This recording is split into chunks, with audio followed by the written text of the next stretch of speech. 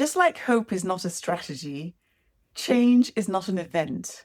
It's not a one-time thing that is announced, there's a big town hall, there's a launch party, and then that's it. No, it's an ongoing dialogue. And this is something that many organizations underestimate.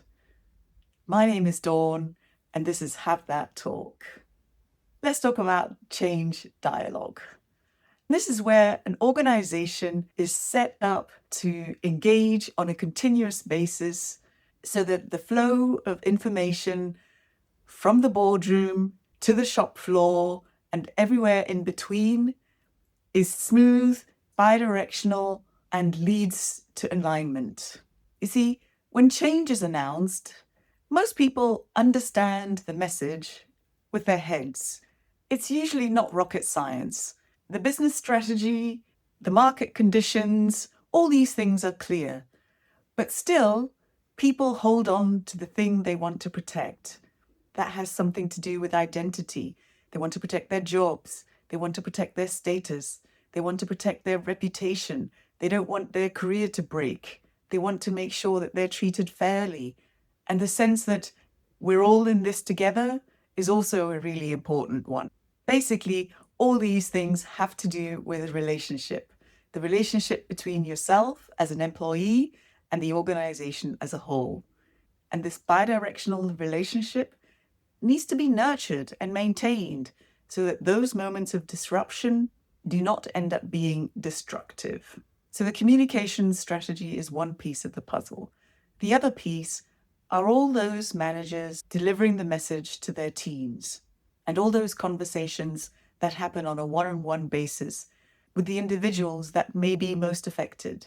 And even before the announcement, the ground has to be ready. So as a manager, a big question for you, do you have regular one-on-ones with your people? If not, the next change coming round the corner is going to derail your day-to-day. So that's point number one. Have those regular touch points. The other thing to bear in mind is that communication is not just about information, but also about emotion.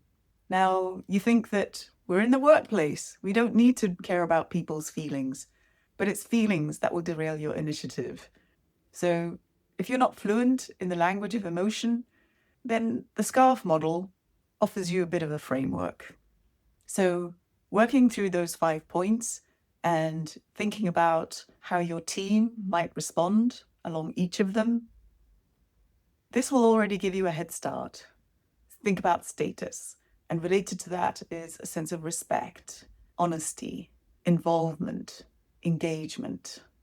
Think about certainty, that is predictability, consistency, reliability in how you show up and how you communicate.